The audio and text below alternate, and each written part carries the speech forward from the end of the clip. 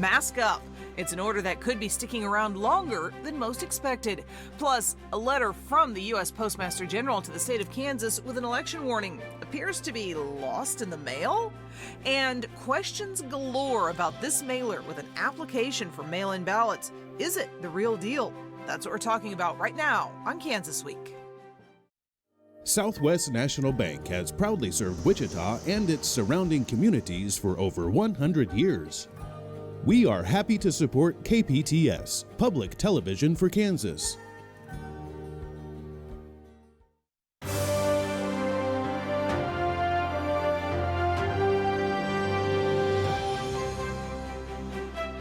This is Kansas Week, and I'm your host, Pilar Pedraza. Masks, coronavirus restrictions, and schools. That's what people have been talking about throughout the state this week. News out of Sedgwick County this week that at least its masking order could last into next year. We need to put an end to it. Like others visiting the county courthouse on business Tuesday, Muhammad Mansour had to put a mask on. Not exactly something he enjoys. Obviously, this is not comfortable. I don't like it. But something he says he's willing to do to bring an end to COVID-19, and something he's likely to have to do for a lot longer, based on what the county health officer told county commissioners Tuesday morning. Because the virus is still there, and we still have the majority of our population susceptible. So my interpretation of your comment then is we probably should expect the mask mandate to continue until we have a vaccination readily available. I think that's highly likely. Yeah, I think that's probably where this is going. Dr. Gerald Mins pointed to the example of Kansas City, whose mayor has already made the call to require masks through the end of the year. Mins told me he thinks that discussion needs to start here, too, likely within the next month. I think what people didn't realize when we talked about flattening the curve, but when you do that, when you flatten the curve, you also extend it. The community is split on what it thinks about all this. Most of the voters agree extending the mandate is a good idea. About a third think we should stick to a month-by-month process, and a smaller percentage think we should end the mandate right now. Mansour is ready to keep putting up with the mask, though. As I said, I don't like it, but if it's gonna help saving lives, then why not? And joining me this week to begin the discussion, we have Dr. Russell Arbin Fox joining us by Zoom. And here on the desk is Adam Strunk, the editor of Newton Now. Thank you so much. Yep. And this has been an ongoing conversation for weeks, but it's really coming to a head right now because of schools starting in a week or two. I know in Wichita, they just made the decision Thursday night not to have in-person classes for 6th through 12th grade. How is that discussion going in Harvey County? I mean, I think it's going in Harvey County like it's going everywhere else. Like, there's so many question marks. I mean, Wichita's making one decision. You see up the road, McPherson's making different decisions with how they're approaching athletics. It's a pretty decentralized process. Like, every single school district's kind of been left on their own to make up their mind. And so a lot of it's just kind of been wait and see, like, where are we going to be at September 3rd? And so I think that's something that's frustrating to parents, or there's still not great answers. And that's hard to do when you're trying to plan what to do with your kid, how to work your work schedule. And I think you see that frustration coming through with folks. Yeah. And talking about that piecemeal aspect, we also have that at the collegiate level. I know, Russell, you teach over at Friends University. As you are talking with colleagues in universities across the country, school's getting underway. How's things going? I think that there's kind of some dark humor that's attending all of this. A lot of us are essentially engaged in a bit of a betting pool to see how long we'll be able to go forward with in-person classes. Friends started this week with in-person classes. Masks are mandated, and frankly, the support of that mandate amongst the student body, amongst the staff and the administration has been pretty universal. And I'm hearing the same sorts of things from a lot of other smaller schools.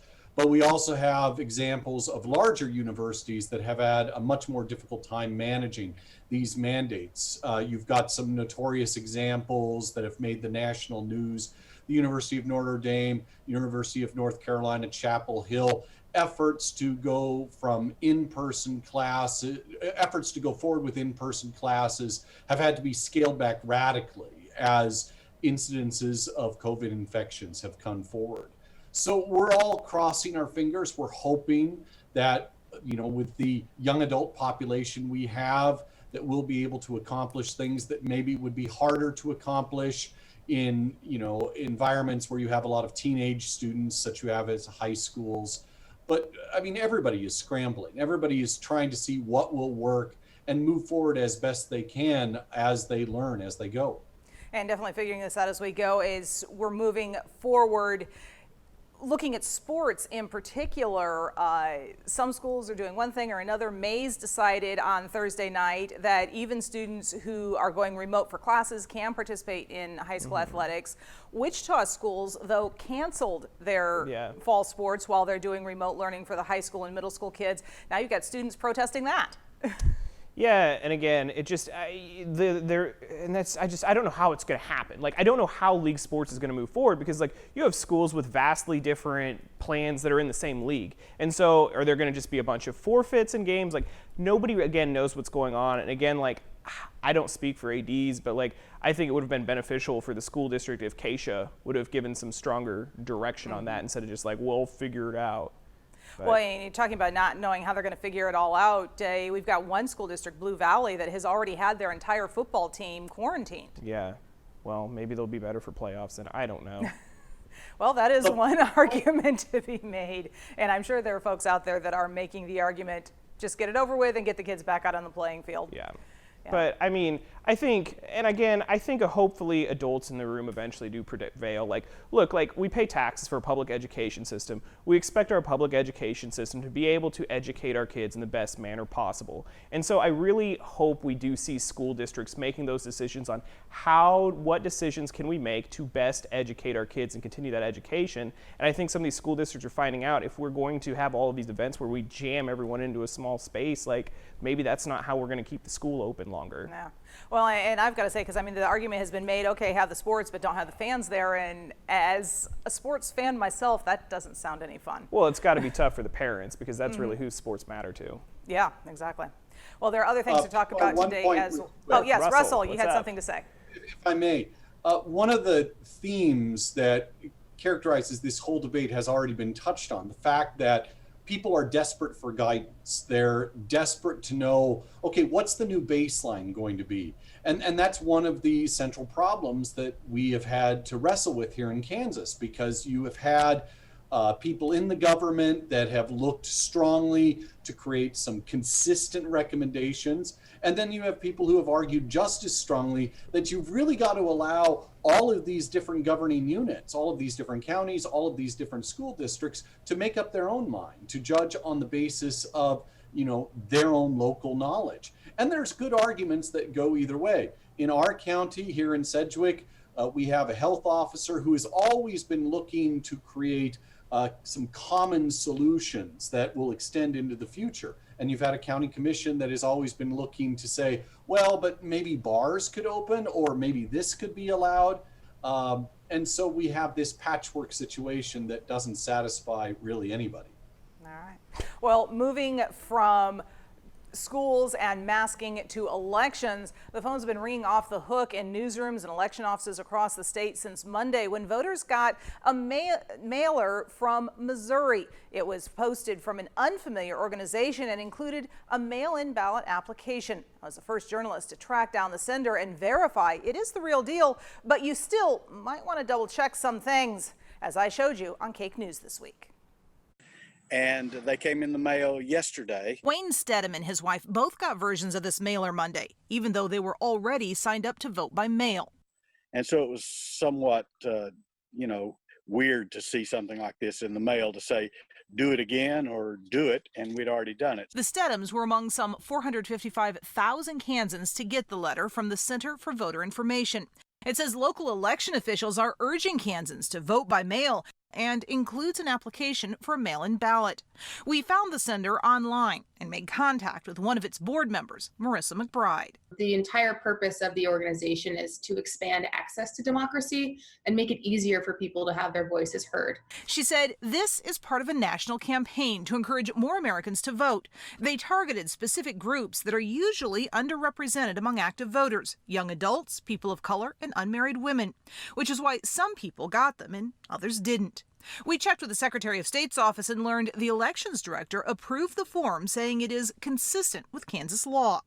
Sedgwick County Elections Commissioner Tabitha Lehman agrees the form is legitimate, but says her office had no warning it was going out, and suspicion over it is costing her office time and effort.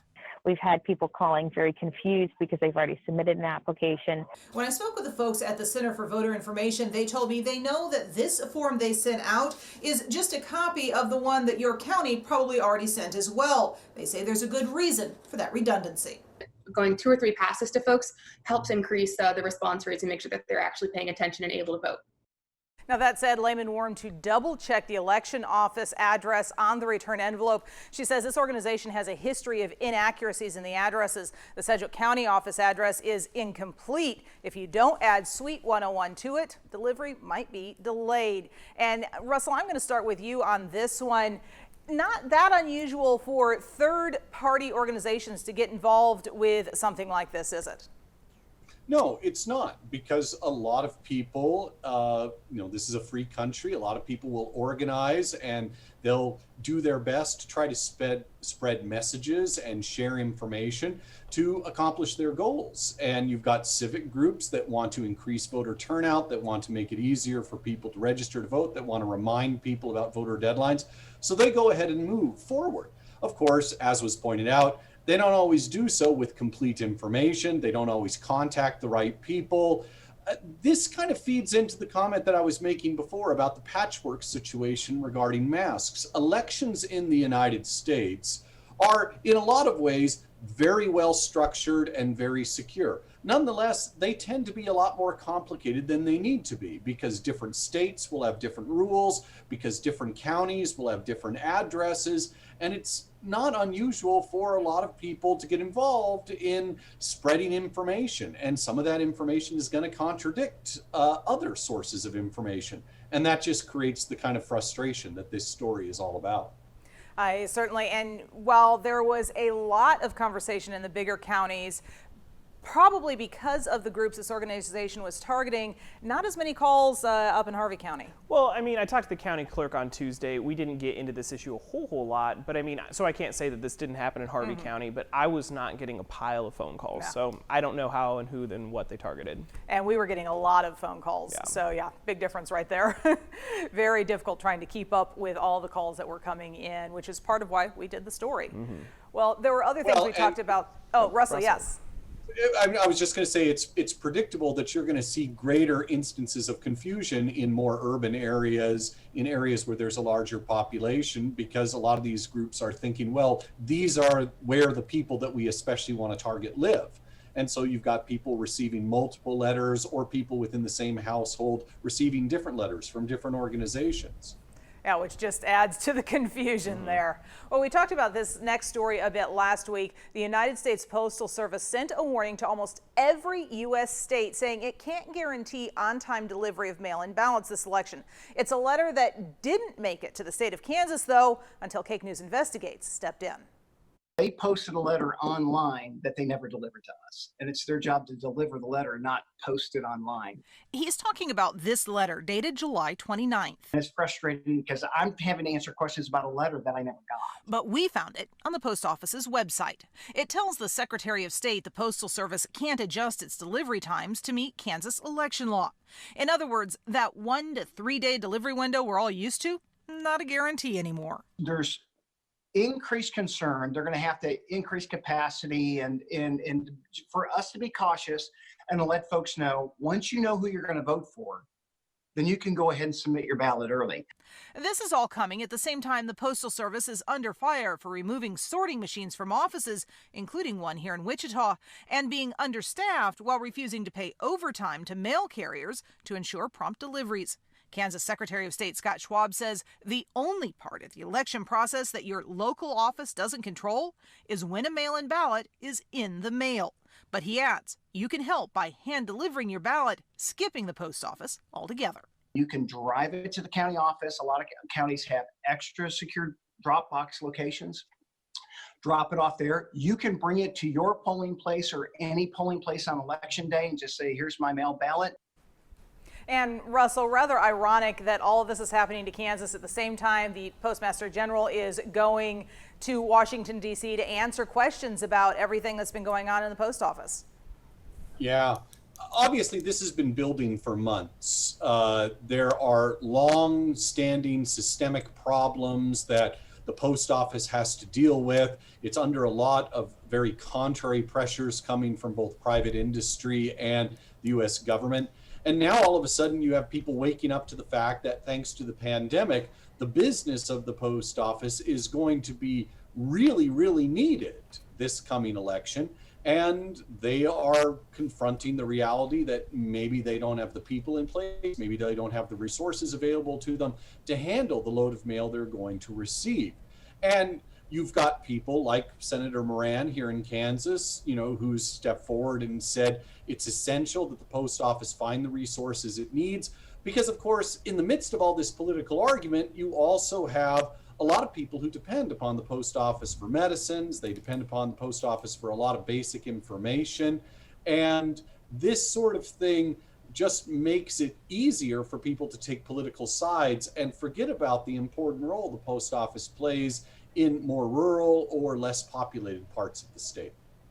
Yeah, Adam? Well, and I mean, we didn't bring up the point which prompted Moran, and I mean, you had a bipartisan group of folks writing letters and calling for change with the post office. I mean, what was prompting that were these stories where you had mail sorting machines that were all of a sudden gone, where you had like top administrative positions in the post office just axed, where you had all of these changes and shakeups that were, I mean, those would be super disruptive on a normal year. And then you have COVID, which makes it even more disruptive. Then you have probably the largest amount of the country in its history voting by mail, which then just creates this perfect storm. And then, I mean, it injects like uncertainty in the system. Like, I mean, you have some people pushing a narrative that you can't rely on the mail because they don't want people to vote in the mail. And then you have other people now who are pushing a narrative that you can't rely on the mail because they don't want to see people disenfranchised by voting in the mail and then trying to use a system which, again, we fund through postage. Like, it is a system funded through postage. They don't want to take that chance seeing that system fail and then them vote and then not have their vote counted. The positives on all of this, Kansas does have a little bit better laws and regulations than some states. A big benefit is kind of the ruling that's been made in recent years to where the state has to accept a ballot as long as it was postmarked by 7 p.m. on election day all the way up till Friday. So that does give a few days set of grace, but now we're hearing that like we aren't going to get, like, they don't have to deliver the mail in 1 to 3 days. So like you could have people have their votes not counted, which has to be frustrating for Scott Schwab because like his office put out this huge campaign, which I think was a smart thing to do to get people to vote. Like, hey, we've got COVID, like let's not like make it a more dangerous situation than it has to be. Let's all sign up by mail. So everyone does that, and then he's stuck with a Republican administration that attacks the post office. Well, and one thing from that letter, an important date on there, if you want to guarantee delivery of a mail-in ballot, the post office is saying mail it no later than October 30th. So that's a very important date to keep in mind. If you're mailing from out of state, move it back a few more days. If you're military mailing from overseas, you might want to look at the 14th or earlier of October. Yeah, and I mean, I spent a lot of time doing this, working on a story this week for the paper, and our county clerk, I mean, said like, look, if you're really worried about this, if you're worried about your ballot, we do have drop-off boxes. You can drop off at polling places, and I think that's really great. Like, I think that it's awesome that counties are doing that and places across the state are doing that. But again, like, it also really kind of is beside the point because like the mail-in ballot is for a lot of people who are disabled, elderly, can't get out of the house, can't vote. And then like, well, I mean, if you want it counted, you need to drive to a polling station. It kind of defeats purpose. Now, I did talk to Scott Schwab about that one, and he said there is another workaround on that. They can have a caretaker deliver it. They have to seal it. There's a special line on the envelope for the caretaker to sign that they were the one who delivered it. And they should take a picture of that before they send it so that they have proof that they gave it to this caretaker in case for whatever reason it doesn't make it. But then the caretaker can deliver it. What he said do not do is do not give it to activists, do not give it to politicians to deliver. Okay. So a couple of more points there that maybe will help people make sure their votes get counted. Speaking about all of this, there is a warning to Kansans this week of a voter registration scam. It started in Sedgwick County with a caller named Bill, as I explained in this story.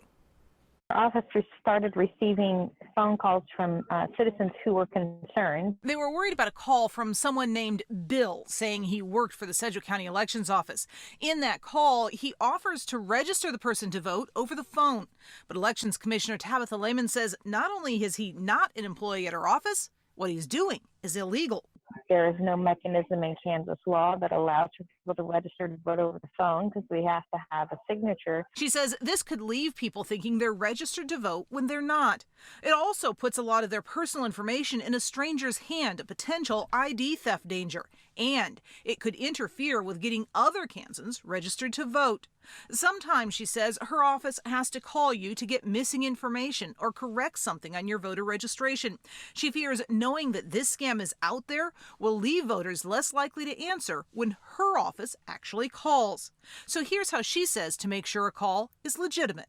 You can hang up and call back to our office and call 660-7100. The other thing that you could do is ask the person who you're talking to, to email you a PDF of the document. And Russell, I'm going to start with you here. While this sounds like a typical ID theft scam, just taking advantage of the current election season, it also comes at a really bad time as we're dealing with all of these threats of interference in the American election. Oh, yeah. I mean, this guy, Bill, whoever this person is, I mean, they're a jerk, obviously. We don't know if they're doing this out of some real political maliciousness. They're actually trying to subvert the process. Or, if they're just hacking the system because they know they can. But the fact of the matter is that this is coming at the same time that you have, as was mentioned in a previous story, activists that are, trying to encourage people to register to vote, and some of their information contradicts information that's come from county offices. You have, as was pointed out already, different messages coming from different political parties about the trustworthiness of voting by mail and the importance of this particular election. These sorts of scams, you have to assume that even if they're just joking around, they know that this is the sort of thing that can have a cascade effect, that they can increase levels of distrust, it can increase levels of suspicion, it can turn people against, people that are working hard to use the established procedures to make sure that the election rolls forward the way that it is supposed to. Something like this could be a lot more harmful than you might expect with one guy calling up people and messing with their heads. And while this is a over-the-phone issue, you can still register other people in person. And you've seen a lot of voter registration drives. I mean, we have political candidates that's how you get elected in Harvey County, is you just walk door to door to door to door to door. And I mean, we've had candidates very successfully build, you could about call it a machine, an organization, to where you're signing up voters, you're getting them primary ballots, you're getting them and then you're getting them general election ballots, you're getting your name in there, you chat with them, and then if you use your voter rolls and target the right voters, you have a fairly effective block when it comes to election. I mean, I don't know if those rules will get changed eventually in Kansas election law, but right now, there's some candidates who are able to use it very effectively. And probably not likely to go away. So somebody can in person register you to vote, but avoid the phone call. Yep. So, all right. And we typically stay away from national news on this show, but occasionally a national headline involves Kansas names. And that includes the announcement this week of the arrest of former White House advisor Steve Bannon for defrauding investors in the We Build the Wall project. Former advisor to President Donald Trump, Steve Bannon, among those arrested Thursday on charges they kept money donated to the We Build the Wall organization for the private use of its founder, Brian Kolfage, using shell companies to hide the transactions. One key name not on the indictment, Kansas politician Chris Kobach, who has served as the nonprofit's general counsel since early 2019. On the group's website, he is also featured prominently in its fundraising videos. According to a financial disclosure form from his U.S. Senate campaign, We Build the Wall paid Kobach's law firm $5,000 or more since January of 2019. Kobach also routinely touted his work with We Build the Wall during his U.S. Senate campaign against Roger Marshall. As recently as July 6th, he told the Kansas City Star, "There's a lot of legal work in that because not only am I negotiating with landowners where we're going to build the next Kobach's privately funded section of wall. I'm also talking to the Department of Homeland Security and making sure our specifications are consistent with theirs. In June, the founder of We Build the Wall told the Star Kobach was involved in every decision-making process for the organization. Kobach did not answer phone calls or emails for comment on Thursday's arrests. And again, Kobach's name is not mentioned in this indictment, but Russell, this certainly doesn't look good for him one way or the other. I suspect that his loss in the primary is probably the bigger bad news for him than the fact that he's the legal counsel for an organization that is now under legal fire. I have to rant just for a very short second here. We Build the Wall was always at least partially a scam. And anybody who thought about it for a while had to know this. Even if there were people with good intentions who sincerely believed in this and who donated money for, pure causes here, this is an independent group of people who were claiming the ability to negotiate in regards to property that was owned by the government. These people had no taking authority under the Constitution. It was always going to be a weird mess to attempt to build a wall. The fact that they've put up anything along the border is itself kind of a miracle, especially considering the amounts of money that some of the organizers have been accused of absconding away from what was donated to this cause. I feel sorry for the people who really believed, oh, we've got to pitch in and build the wall ourselves, because I don't think most of these people were ever remotely serious about it. Well, and even President Trump has distanced himself from this project over the last year. Building the wall or what? The We Build the Wall the organization, not the wall in general. The wall, yeah. Well, I mean, Mexico is now preventing, but like, I just, with something like this, just to echo what Russell said, like, everyone knew this wasn't serious. Like, on the other end, like, Chris Kobach, like, okay, so now it's a Kansas attorney who's an attorney for these people, because that's all Chris is right now, because, like, he didn't win a Senate primary. Like, this would be a much bigger story if he won a Senate primary, but even the far right of the Republican Party said we don't think this guy can get elected, so cool. Well, Adam, Russell, thank you both so much for joining us this week. We'd also like to thank our news partners at KSN News, the Wichita Eagle, and Cake News for sharing their materials with us. We'd love to hear what you think. Reach out to us on social media. Just look for Pilar Pedraza TV or KPTS Channel 8 on Facebook, Twitter, and Instagram. For now, stay safe and have a great week.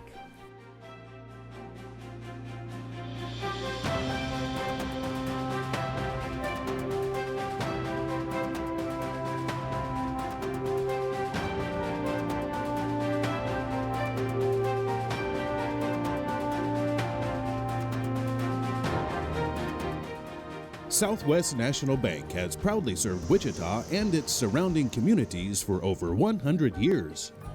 We are happy to support KPTS, Public Television for Kansas.